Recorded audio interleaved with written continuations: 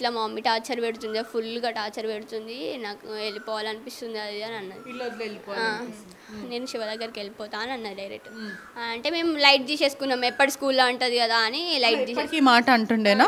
Torture అంటే ఎటువంటి torture? వాళ్ళ మమ్మీ ఏం చేస్తారు, కొడుతుండేనా ఇట్లా? అంటే ఇట్లా స్క్రూ డ్రైవర్ తీసి పొడవడము, సలాక్ అంటే మనం దోశలు వేస్తాం కదా దాన్ని తీసుకొని గొంతులో నొక్కడము, అంటే ఇక్కడ మళ్ళీ ఇక్కడ పెట్టడము, ఆ వాతలు కూడా ఉన్నాయి ఆమెకి. మళ్ళీ ఇక్కడ గొంతుక మీద కాలు పెట్టడము, ఇక్కడ కడుపు మీద కాలు పెట్టడము, అట్లా చేసేది. వాళ్ళతోటి వాళ్ళు వచ్చిన రిలేటివ్స్ తోటి పండగ పెడతా అని కూడా అన్నది. అంటే ఈమె ఏ డెసిషన్ తీసుకుందో తెలియదు. ప్రెషర్ చేస్తుండేనా ప్రాస్టిట్యూట్ చేయమని, ఇటువంటివి వేరే వాళ్ళతో నువ్వు ఉండాలి, నేను చెప్పిందే వినాలని, ఇటువంటివి అదంతా తెలియదు మాకు. శివ అన్న వ్యక్తితోని ఆల్రెడీ వాళ్ళ మదర్ పర్మిషన్తోనే అతను వాళ్ళ ఇంట్లోనే ఉంటున్నాడు. మరి ఎందుకు శివ పైన కేసు పెట్టడం, మా కూతుర్ని తీసుకెళ్ళిపోయావని చెప్పడం ఎందుకు, ఇదంతా ఎందుకు చేసింది? అదంతా తెలియదు. ఇక మాకు స్కూల్కి వచ్చి ఫోర్స్ చేసింది మమ్మల్ని, పోలీస్ స్టేషన్కి తీసుకెళ్ళింది.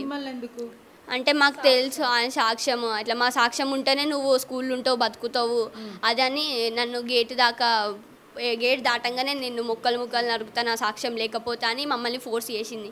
ఫోర్స్ చేసి ఈ హత్య జరగక ముందు ఆల్రెడీ 4 days బ్యాక్ తను పారిపోయింది శివ అన్న వ్యక్తితో.